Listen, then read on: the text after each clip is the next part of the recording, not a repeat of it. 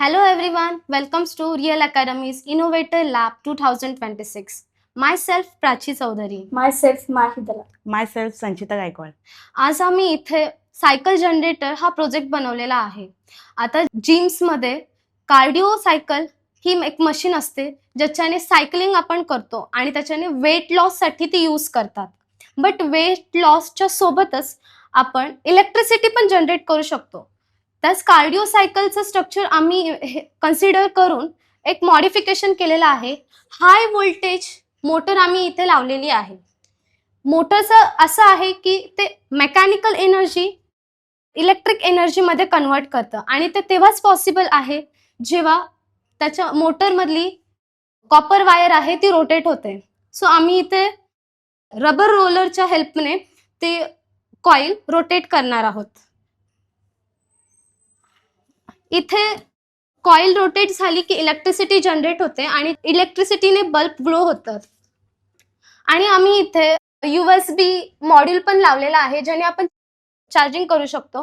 हा मॉड्यूल आम्ही डायरेक्टली बॅटरीवर बेस्ट हे कनेक्ट केला आहे बॅटरीला, कारण आम्हाला डायरेक्ट मोटरला कनेक्ट करणं पॉसिबल नव्हतं. कारण जो पण माणूस इथे बसेल आणि सायकलिंग करेल तेव्हा त्याची energy all the time same असेल असं पॉसिबल नाहीये, कारण व्होल्टेज कमी जास्त होऊ शकतो आणि व्होल्टेज कमी जास्त जेव्हा होतो तेव्हा चांगले चांगले डिव्हाइस खराब होऊ शकतात. जसे रेनी सीझनमध्ये विजा चमकतात तेव्हा व्होल्टेज कमी जास्त होतो, तेव्हा आपले फ्रीज फॅन बल्ब्स असतात ते उडून जातात, आपलं खूप सारं नुकसान होतं. म्हणून आम्ही जेव्हा हे टायर आम्ही रोटेट करतो, पेंडल रोटेट करतो, तेव्हा इथे इलेक्ट्रिसिटी जनरेट होते, ती बॅटरीमध्ये स्टोअर करणार. ती बॅटरी म्हणजे इथे जर कोण माणूस बसला असेल खूपच स्ट्रॉंग असेल तो फास्टली सायकलिंग करणार आणि मग हाय व्होल्टेज तयार होणार, सर्किट स्फोट पण होऊ शकतो. बट एखादा असेल तो खूप स्लो करतो, बल्ब पण पेटत नाही, चार्जिंग लांबचीच गोष्ट राहिली. म्हणून कितीही असं आपण बोलतो ठेंबे ठेंबे तळे साचे, तसंच आपण किती पण व्होल्टेजचं एनर्जी जनरेट होत असेल ती याच्यामध्ये बॅटरीमध्ये सेव्ह करणार आहेत. आणि बॅटरी काय करेल की स्टेबल व्होल्टेज असेल ते इथे चार्जिंगला जी डिव्हाइस लावू त्याला देईल. सो मी इथे कनेक्ट करते.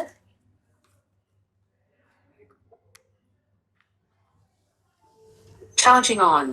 तुम्ही इथे पाहू शकता की इथे मोबाईल चार्जिंगला लागलेला आहे.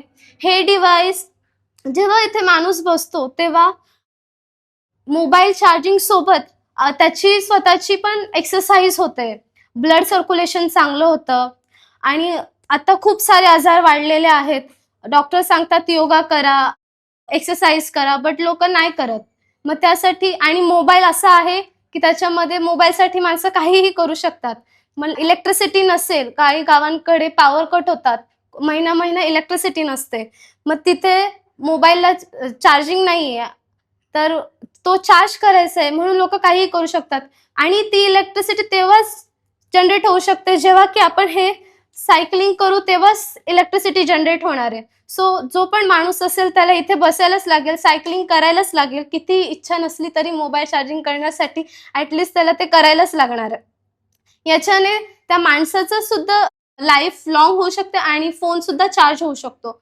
हे ऍप्लिकेशन आपण फॅन्स आणि छोटे छोटे रेडिओज असतात ते चार्ज करण्यासाठी एक्सेट्रा गोष्टी चार्ज करण्यासाठी पण यूज करू शकतो. आणि आता याचे ॲडव्हान्टेजेस जे आहेत ते संचिता सांगेल. याचे ॲडव्हान्टेजेस असे आहेत की हे सायकल जनरेटर आहे, हे 100% इको फ्रेंडली आहे, free electricity, no electricity bill, multiple purposes, use can mobile charging phone and fans, operate the LED lights and regular pedaling improve the heartbeats. And she is Mahi. Now she will tell disadvantages of this project. Disadvantage: continuously pedaling can cause tiredness. Without battery, electricity cannot store for long time. Thank you. This project can be used in the areas where people even not heard about the light.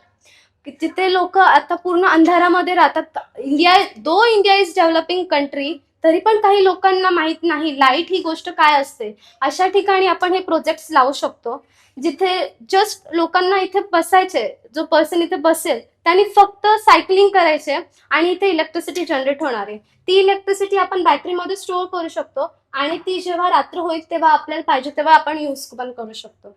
Thank you.